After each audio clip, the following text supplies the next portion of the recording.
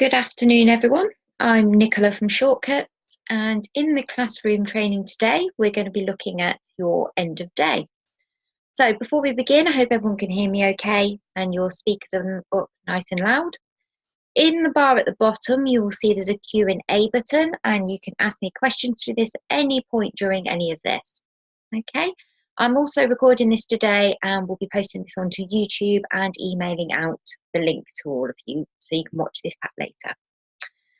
Okay, so what we're going to do now is I'm just going to jump into my test machine. So obviously you can see at the moment I'm running the new version of Shortcuts. So I hope everyone has upgraded to the new GDPR version. This is pushing down automatically to your computers. If you need any help with any of this, just give the help desk a call and they can jump on and help you out. So you'll see there's a new security section here on the left. So you would have to click your head and then type your numbering.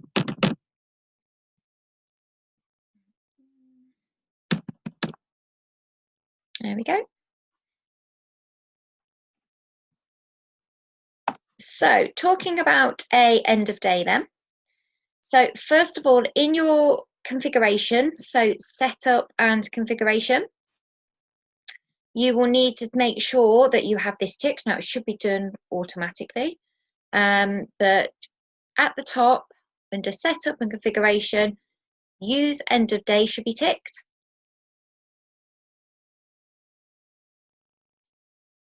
And enter float at start of the end of day.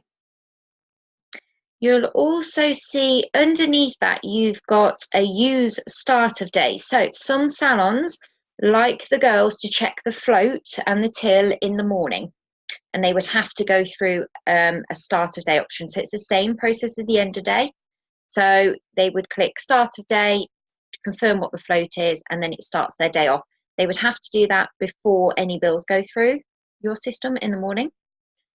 So it's up to you if you want to use it or not, but all you would need to do is tick that use start of day box, close Shortcuts, reopen it, and the button will appear next to the end of day button.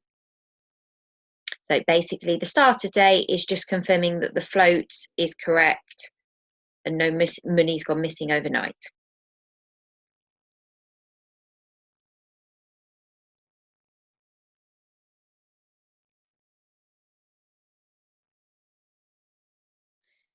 So in main and point of sale, two things you should be checking before you start your end of day. At the top here, there should be no customers in this bar at the top. So it should just say walk-in, retail and group. There should be no customers in there. If there are, you'll need to click their names and run their bills through for them. It might just be a case of someone's forgotten to hit end sale, but they need to go through. So it should just say walk-in, retail and group. And then bottom right-hand corner, we're going to go to no sale. And there should only be one pig. So where it says take petty cash, there should be no return petty cash. So everyone has returned their petty cash for the day. The only case that the return petty cash option should be there is if maybe someone's took some money out to get something on the way home tonight and they're going to bring the change and the object back in tomorrow morning. Obviously that won't happen much, but generally all your petty cash should have been returned before you do your end of day.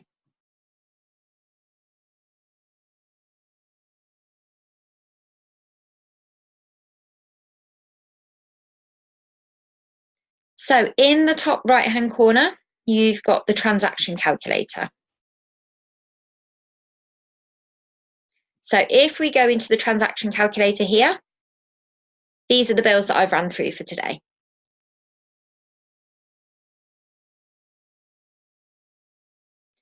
At the bottom in the middle, it says end of day. So if we click end of day, it will start our end of day wizard off. Now these here will be your computers or tills. So obviously at my salon here, I've got 3 terminals, maybe 3 cash drawers, and you would need to put your float into these if it's not already in.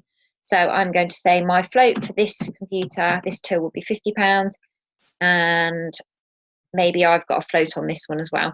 So the idea is once you've done your first end of day, the second time you do it, it will have the float in automatically. Generally, we say with the float, so float is actually change you keep in your till. And we generally say the float should be the same every single day. So set it to a nice round number, £50, £80, £100. But say to the girls that it should be that amount every single day.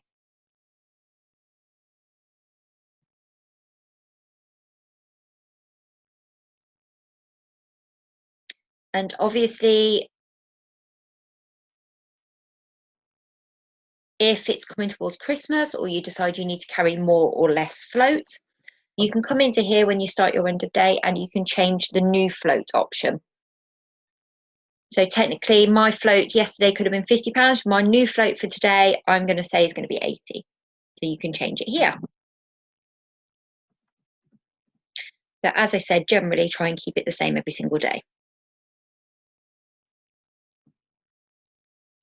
We go to next at the bottom. And then at the top, it says, please enter your takings minus your £50 float. So I take everything out of the till. I count £50 worth of change and pop that back into the drawer and shut the drawer. That's for tomorrow. What's left on the side is my takings for the day. And then I can add my takings into these columns. So you can say, how many £20 notes have I got? I've got 2 of those, which come to £40.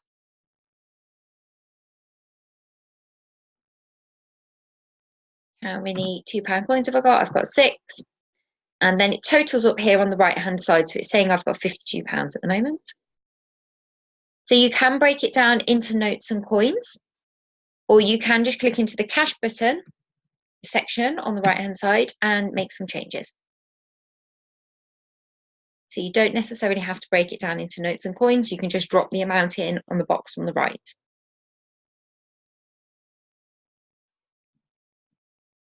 So I do a end of day on my credit card machine and it tells me how much I've taken on my credit cards, and I can pop it into the box there on the right.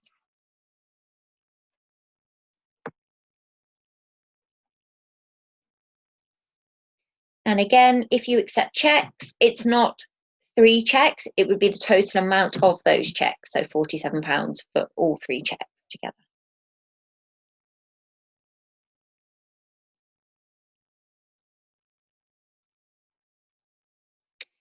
So we hit next at the bottom again. It says, please be sure that your terminal and your float is correct because you will not be able to change it after this point. So obviously the terminals won't change. So you'll have so many computers in the salon, and the float, as I said, should be the same every single day. So we can hit yes on that. Now it says your count, that's what I've just put in. Expected counts what the computer thinks I should have and the difference. Now, in an ideal world, the difference will be 0 and your till will balance perfectly. If it is not balancing, you can go previous here at the bottom and I can make some changes. So maybe I've made a bit of a typo there. I can take the 5 out, next at the bottom, and it will update whatever I've just done.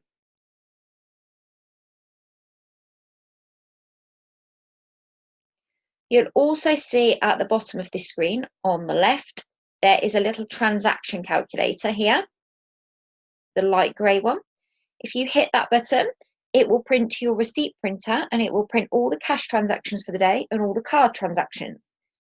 So what I would do at this point then is get all my card receipts out and I would match them up. So it would say, you know, C Smith, £80, right, I've got the card receipt for that.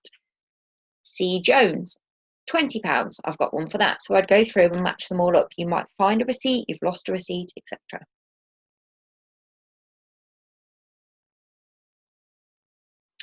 You've also got the bigger printer by the side of it. That would print to an A4 printer.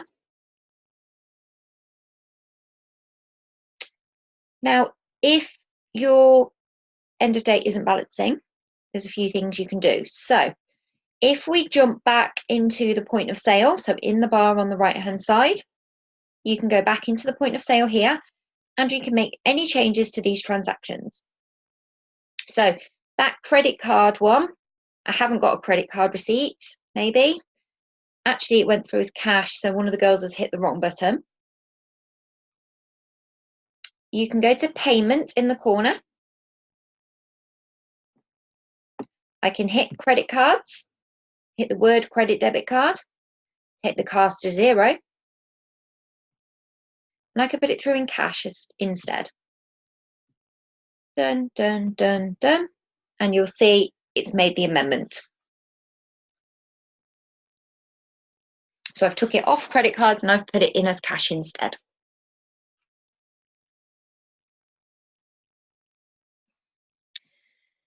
You would also be able to, if we click by the side of the transaction on the left, you've got the yellow plus signs. If we open up the transaction, obviously, if a employee has done a service or sold a product and it's gone through against the wrong employee, you will be able to change this at any point during the day. Only managers and owners will be able to change the employee. So you'll see bottom left corner, you've got the employee option, and I could say someone else sold that product or did the service. So you'll be able to switch the product or the employee over.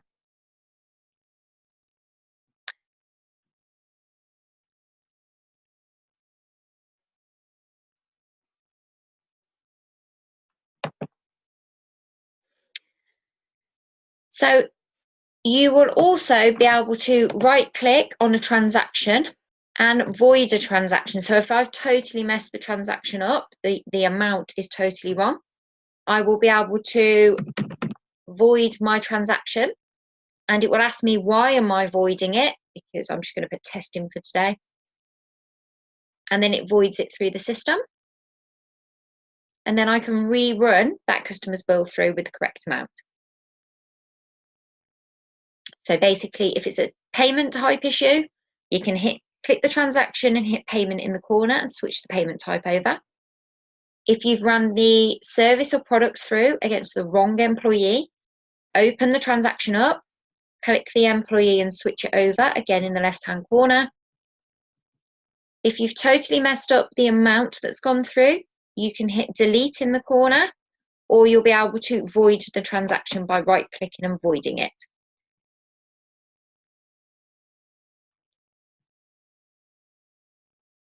Now, deleting a transaction, obviously is the delete button there in the left-hand side. Only owners would be able to delete the transaction through the system, and this would need to be ticked in your security as well. Obviously, we don't recommend deleting transactions from your system. If you have made mistakes, we would prefer everyone to void them so there is a written trail.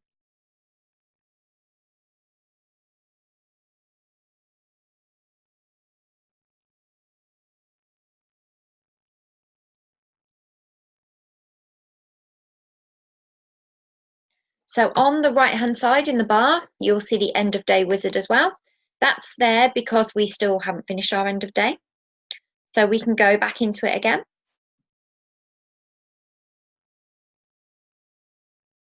There we go.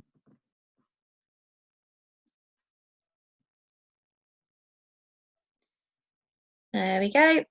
And then hopefully it will be balancing.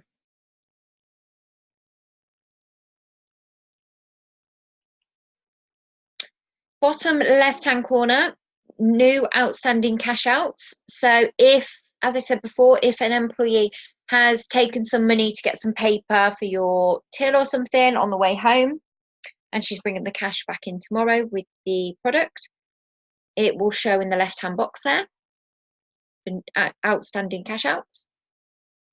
But if we're happy with that, then we hit next at the bottom.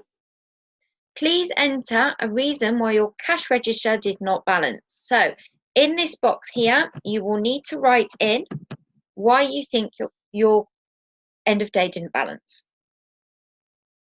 Whatever you write in that box will appear on the reports as well, and will go to the accountant. So we don't need scripts and scripts of text about who said what, just a short description about why the till isn't balancing.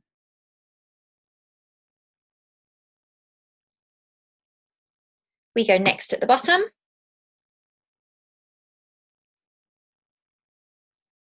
And we double check that the float again will be correct. So my float will be £50, my new float would be £50. We hit next at the bottom, and yes, we want to finish. And then it comes on to the reports. Now it's up to you if you want your girls or guys in the salon to print the reports when they're doing it in a day, or if you're going to come back in at a later date and print them yourself. So remember, they are stored in the background automatically. So at any point, you can pull these reports back. So if you are going to print them, we would normally print the top two, the session till balance and the trading summary. The business log is literally just a massive log of who's been doing what in the system, clicking buttons, etc. So it's normally just the top two if you're going to print any. You can put the ticks in the boxes and hit print there on the right hand side, and they will then come out your printer.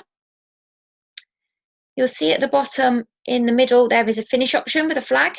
That will actually finish your end of day.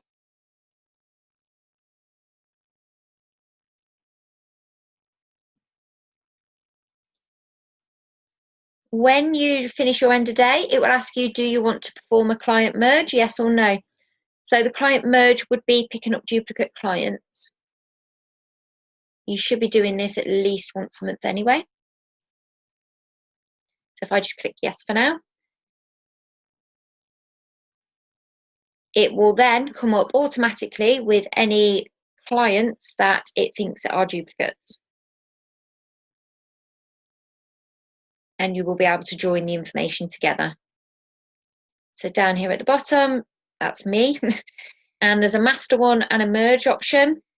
So the only things you need to be wary of when joining client data together, the transactions will automatically slot together.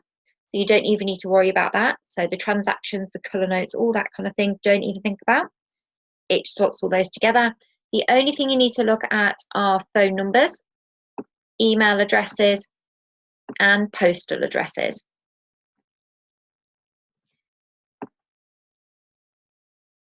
Okay, so obviously me here at the bottom, Nicola Thompson, I've got 2 different email addresses in there. So if you are unsure for any reason, I would take both ticks away and not merge me. But if I know this one at the bottom is my proper email address, the top one is maybe a fake one or it's not complete, I would want that one to be the one I want to merge into it. So you will go down your list of clients and say which one's the master one and which one you want to merge into it.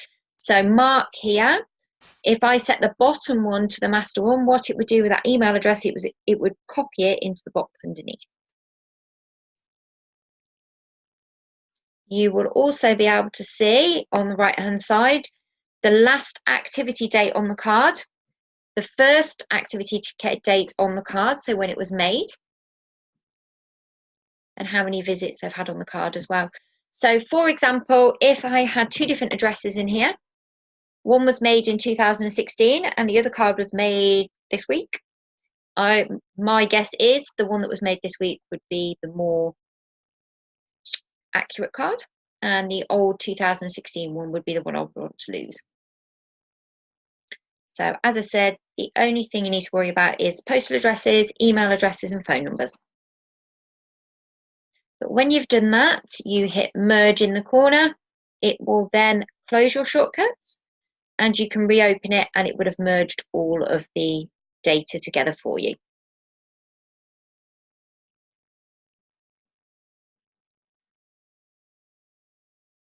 Okay.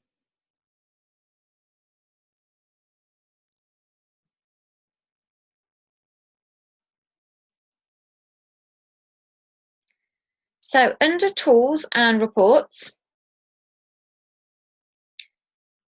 the 2 main end of day reports are the session till balance. So the session till balance, it will produce one of these every time you do an end of day. So basically every day you trade, technically. So the one I've just done there at the top, if I hit view at the bottom, it will come up with my session till balance. So it will say the employee that did it, how long it took them to do the end of day, the float.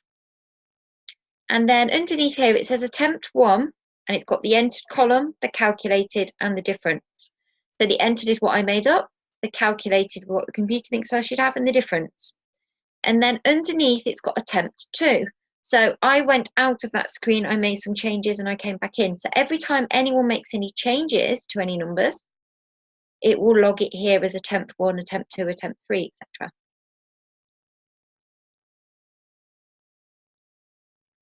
And then at the bottom of the report, it's got the balance notes. So the balance notes is the reason why your end of day hasn't balanced. Again, same with all the reports here. You can print them there at the bottom, or you can export them, and you can save them as Excel documents or PDFs. And then you can obviously attach them then to an email and send it to your accountant, for example. We will be doing automated reports shortly as well, later on towards the end of the year. So you will be able to pick reports and pick email addresses, and they will automatically be sent to your accountant's email address, your email address, etc. So you won't even have to come into the system and pull these reports. They'll just automatically be sent to you.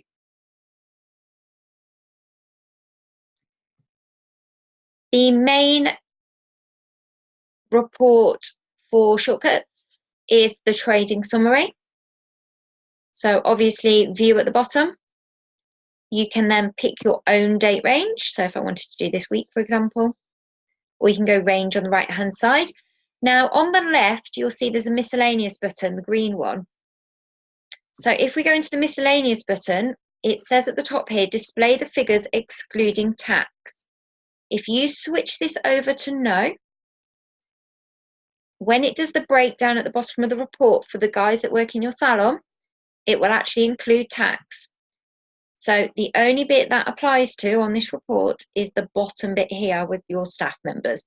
So basically, Amy there at the top, £68 is what she actually took for products for that day. So it's got the tax included. But obviously, this trading summary is the main overview, how much you took in cash, cards, checks, product services there at the top, any petty cash that have gone through. Again, if you're using the account or a series, they will all be logged on here as well. Any gift certificates, gift cards, loyalty points, etc. will all show on here as well. And then the breakdown for the guys at the bottom there.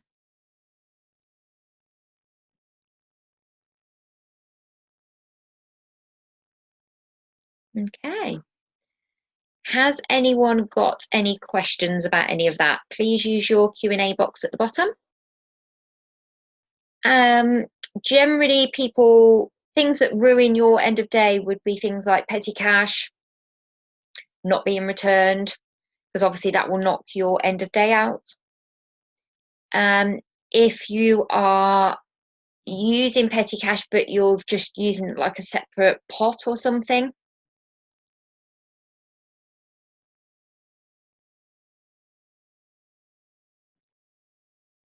that also skews your end of day.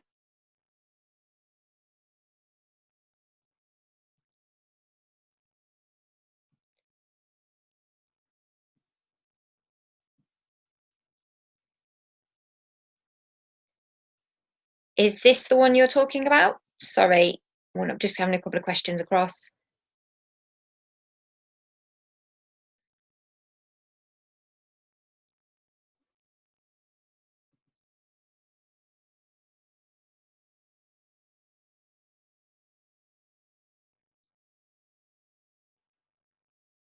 So this end of day till balance one is literally like a paper version.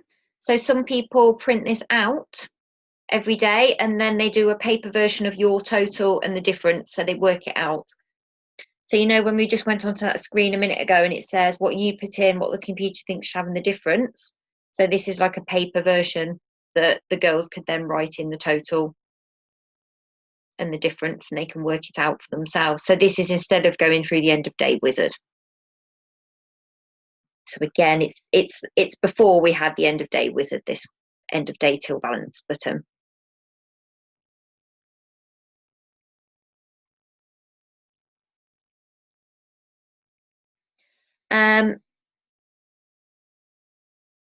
This webinar we're doing right now, someone's just asked if we could send it in PowerPoint format.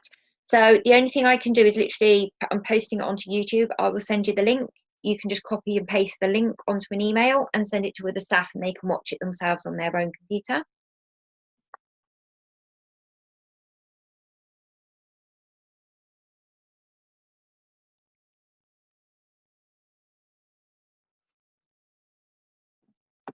Bear with me, I'm just getting a few questions through.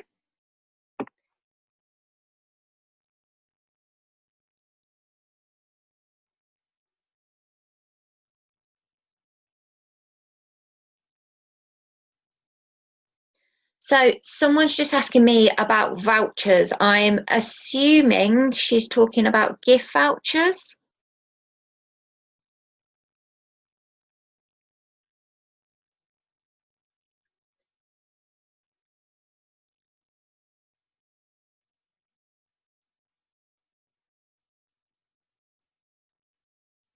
So I'll just explain about the gift vouchers. Gift vouchers, gift certificates. Basically, when you sell a gift certificate through the system, the money comes into the business. Yeah, gift certificates, yeah. So basically, when you sell a gift certificate, it doesn't matter who sells a gift certificate, we're not bothered. No one gets any commission or anything like that when the money comes into the business. The girls will only get commission when the service is actually complete.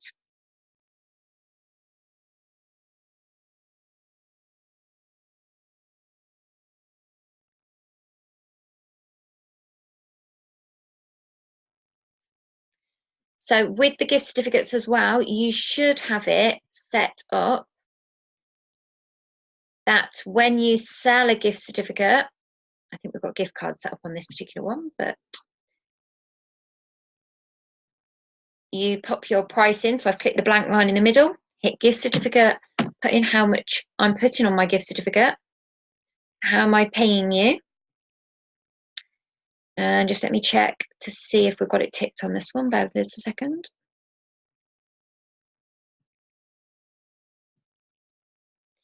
Yeah, so in setup and configuration, when you go into gift certificates on the left-hand side, you do the drop down at the top, you'll see it says gift certificate. Obviously, if you're using gift cards from Shortcuts, the plastic ones, that will be the gift card option. Gift certificates are paper ones that you've had printed yourself or you designed yourself, and you'll need to make sure it's ticked for requires a tracking number. So when you sell a gift certificate, it will automatically come up with your gift certificate tracking number, and the girls should be writing that number, whatever comes up in that box, onto your gift certificate.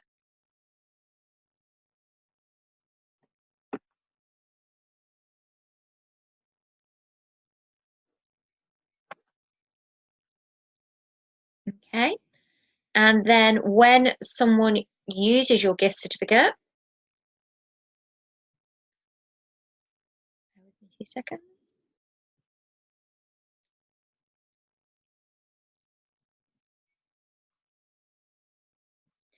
So you go to the gift certificate option in the corner.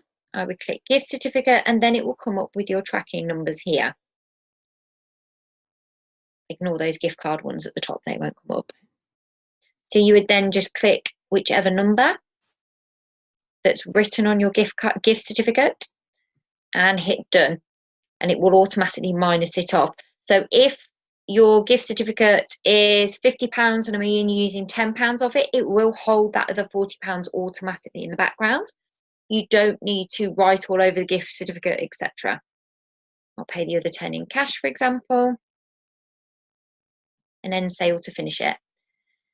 Now, any of you that have been installed with Shortcuts not that long ago that have gift certificates that you from your old system, maybe,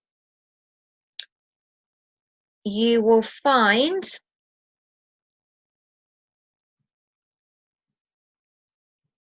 in your discount option, there should be, we default and put it in automatically, a pre-Shortcuts gift certificate option. I don't know if it's set up in this one, bear with me. There it is. So we've set it to services. So if it's an old gift certificate you had before you had shortcuts installed, you should be going to discounts and free shortcuts gift certificates. That's one you saw before you had the system in. You'd go fixed amount and pop in your £10 gift certificate in here. You would have to keep a written note how you were doing it before you had shortcuts in, and it would automatically discount it off.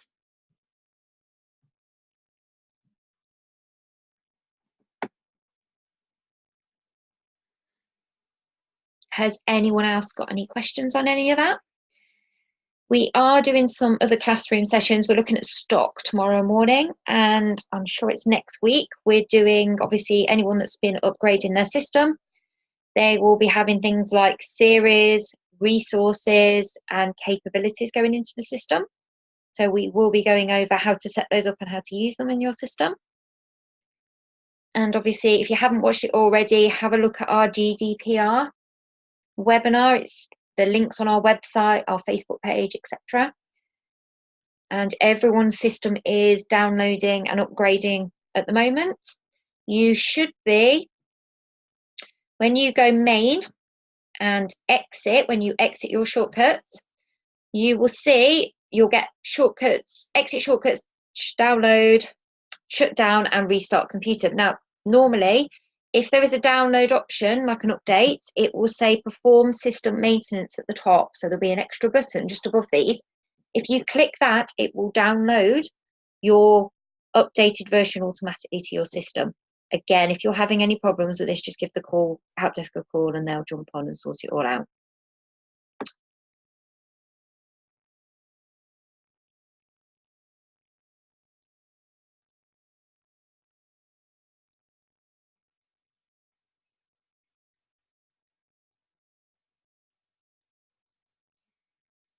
So I've just had another question about gift certificates as well.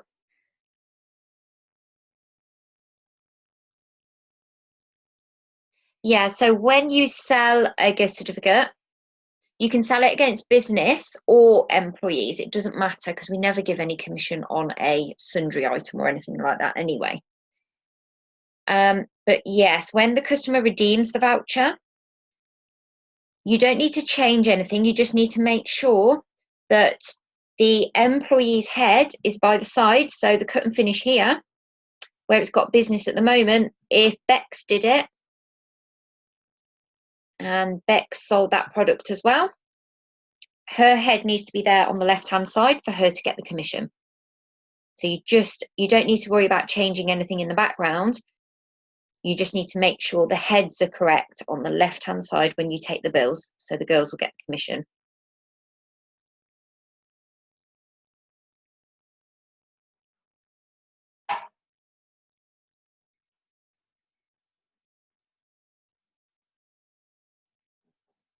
Now, if you have any more questions after this, if you can drop me an email, it's Nicola, Nicola .Thompson, THOMPSON, @shortcuts.co.uk. Or feel free to join us on any of the other classroom features we're doing.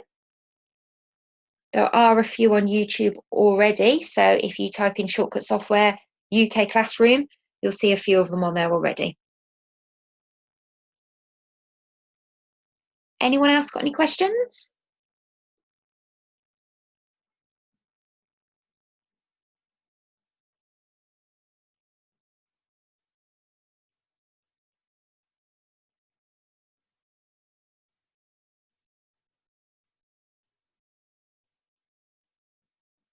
No problem. Brilliant. As I said, any other questions that you think of later on, just drop me an email and I'll be emailing you all later anyway with a link to this webinar so you'll be able to rewatch it yourself. Okay, thank you very much, everyone, and hopefully I'll catch you on our next classroom session. Thanks very much. Bye-bye.